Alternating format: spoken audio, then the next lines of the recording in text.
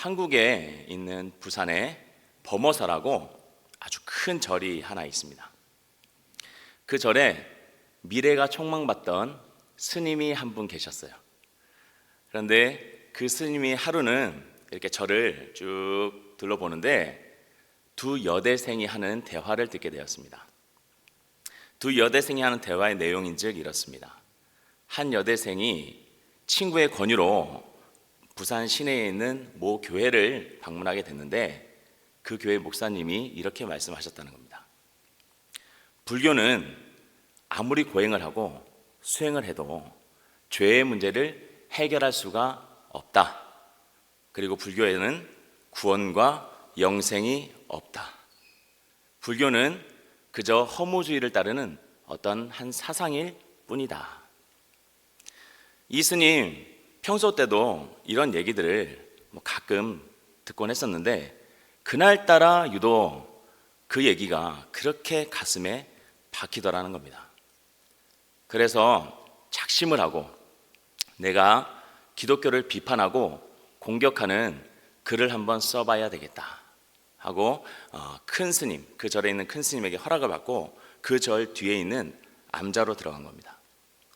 암자로 들어갈 때에 그냥 들어간 것이 아니라 성경책을 한 권 딱 사들고 들어갔습니다. 성경책을 왜 사들고 들어가겠습니까? 기독교를 비판하려면 기독교를 알아야 되니까 본인 딴에는 이제 성경책을 사들고 들어간 겁니다. 성경책을 사들고 들어가는 것이 아닌데 사들고 들어갔어요. 그래서 이제 성경책을 읽기 시작했습니다. 읽고 또 읽었습니다.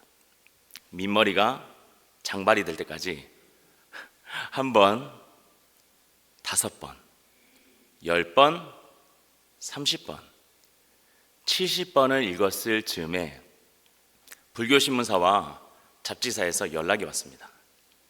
이제 스님께서 기독교를 비판할, 공격할 준비가 충분히 되어 있을 것 같으니 글을 좀 써주십시오.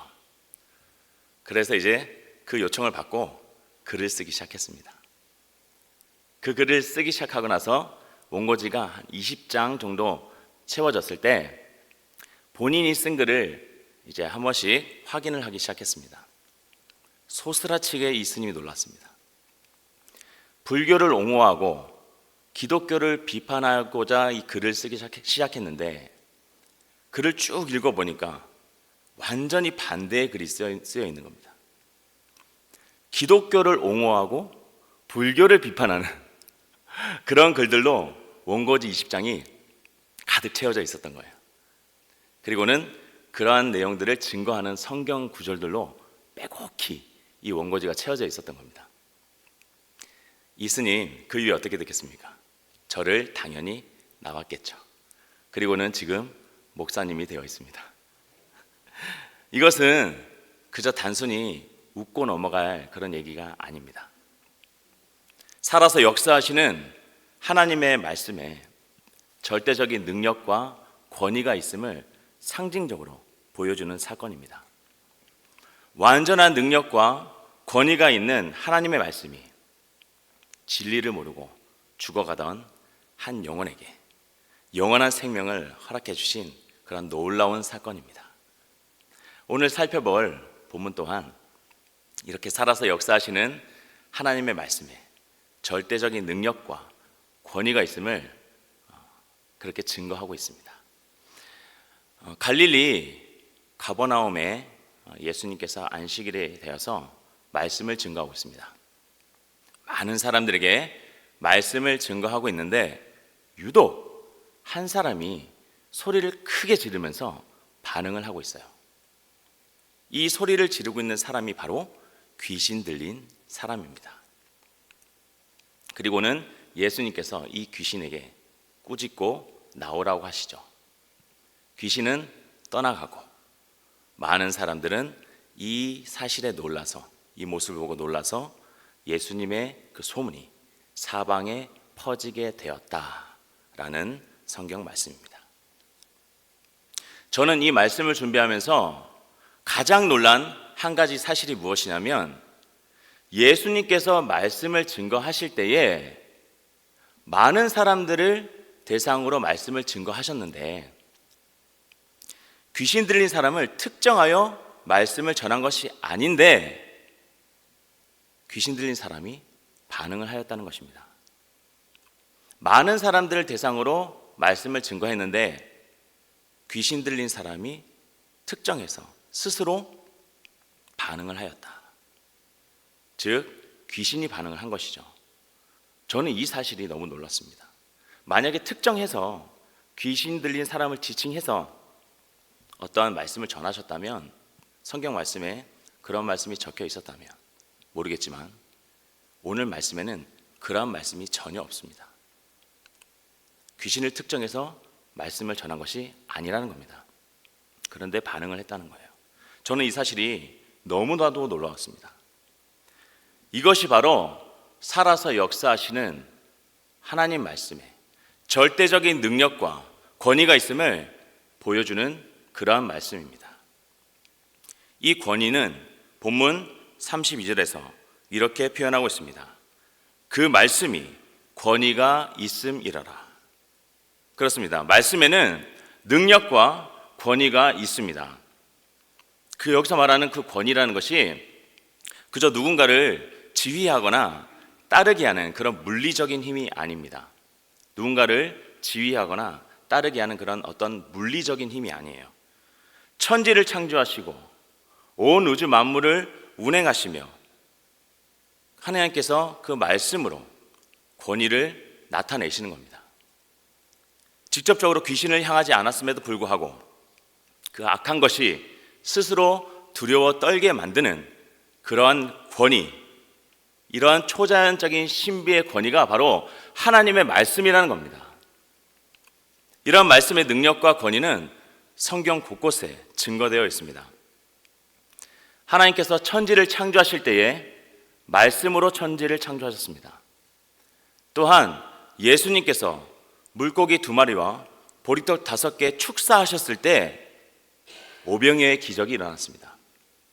간음한 여인, 돌에 맞아 죽게 되었을 때에 예수님께서 말씀하셔서 참된 자유를 얻게 되었습니다. 열병에 걸린 여인, 예수님께서 그 열병을 꾸짖었을 때 그 여인 나음을 입었습니다. 예수님과 함께 십자가에 달렸던 한 강도, 예수님께서 말씀하셨을 때 구원의 은혜를 입었습니다. 이렇듯 창조와 구원, 자유와 회복, 치유의 은혜는 절대적인 능력과 권위가 있는 하나님의 말씀이 선포되었을 땐 살아서 역사하시는 겁니다. 왜냐하면 이것은 하나님의 말씀이기 때문입니다. 이 초자연적이며 신비로운 말씀 앞에서, 이 권위 앞에서 지금 귀신 아주 초라한 모습으로 두려워 떨고 있습니다. 귀신이 예수님 앞에서 이렇게까지 두려워하고 초라해지는 이유가 무엇이겠습니까? 바로 이 귀신 예수님과 아무런 관계가 없기 때문입니다. 34절에 보면 귀신이 이렇게 얘기합니다. 나사렛 예수여, 당신이 하나님의 거룩한 자임을 우리가 알고 있습니다.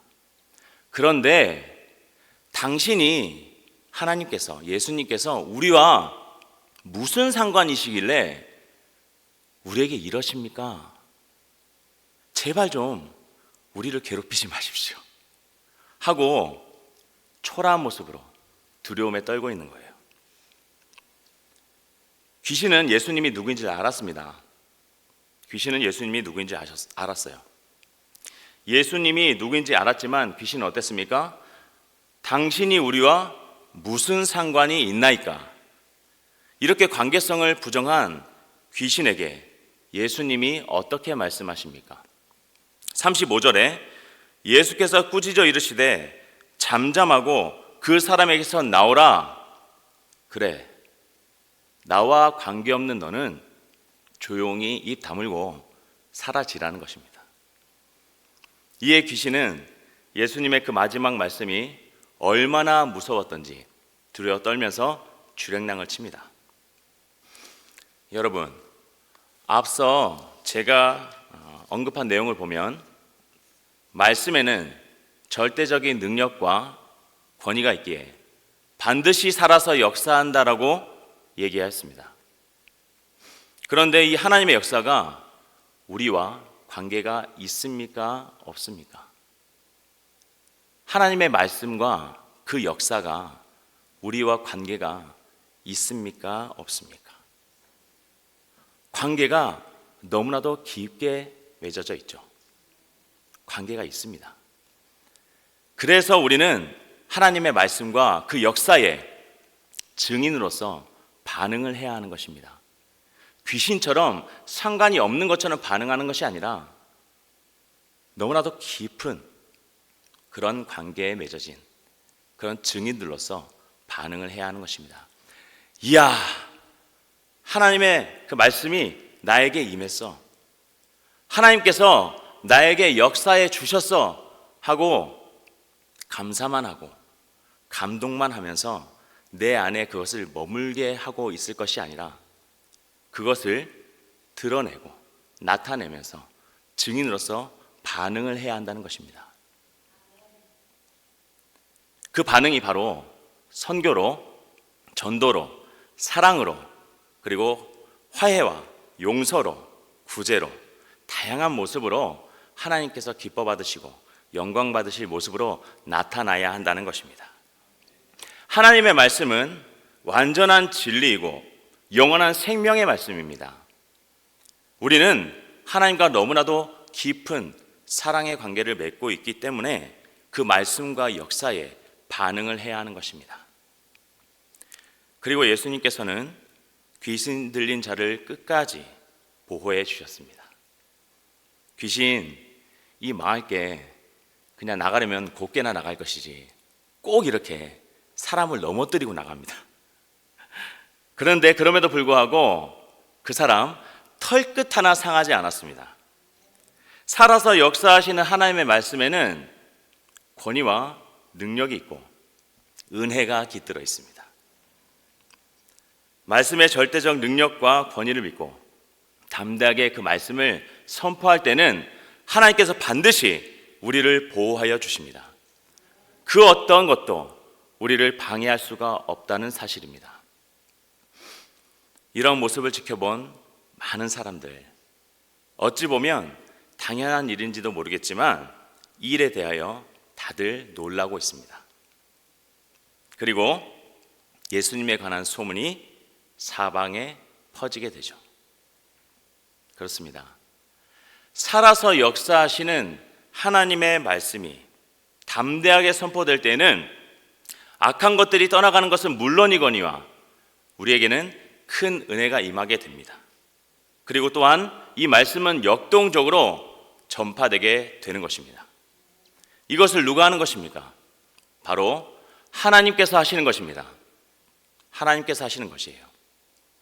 그 말씀의 절대적인 능력과 권위도 하나님의 것이고 은혜를 부어주시는 분도 하나님이십니다. 또한 그 말씀을 우리를 통하여 열방에 증거하시는 분도 바로 하나님이신 것입니다. 사랑하는 성도 여러분, 오늘 말씀을 통해서 우리가 반드시 기억해야 할 것이 몇 가지 있습니다. 첫 번째는 하나님의 말씀에는 절대적인 능력과 권위가 있다는 사실입니다. 또한 그 말씀에는 두 번째, 은혜가 깃들어 있습니다. 그리고 세 번째, 그 말씀은 반드시 모든 민족에게 선포되게 되어 있습니다. 그리고 끝으로 우리는 하나님과 너무나도 친밀하고 사랑의 관계를 깊게 맺고 있기 때문에 우리는 그 말씀과 역사의 증인으로서 반응을 해야 한다는 것입니다. 절대적인 능력과 권위가 있는 말씀을 믿고 신뢰하십시오. 그리고 그 말씀의 증인으로서 반응하실 수 있기를 바랍니다. 무엇보다 먼저 오늘 주신 말씀을 기억하고 또한 올해 우리에게 주신, 우리 교회에 주신 하나님의 말씀이 있습니다. 갈라디아서 5장 16절 말씀입니다. 성령을 따라 행하라. 그리하면 그리하면 육체의 욕심을 이루지 아니하리라. 성령을 따라 행하면 우리의 욕심, 우리가 원하는 것을 이루는 것이 아니라 하나님께서 원하시는 것, 하나님의 뜻을 이룰 수 있게 된다는 말씀입니다. 그러하기에 저와 우리 모든 성도님들, 예수님과 아무런 관계가 없는 귀신처럼 그렇게 두려움과 초라함으로 반응할 것이 아니라 예수님과 너무나도 깊고 깊은 친밀한 그런 사랑의 관계에 있는 성도들로서 주님의 말씀과 그 역사의 증인으로서 반응할 수 있기를 간절히 소망합니다. 오늘 하루 그리고 남은 한 주, 우리 남은 평생의 삶이 이러한 증인으로서의 삶을 살 수 있기를 간절히 소망합니다.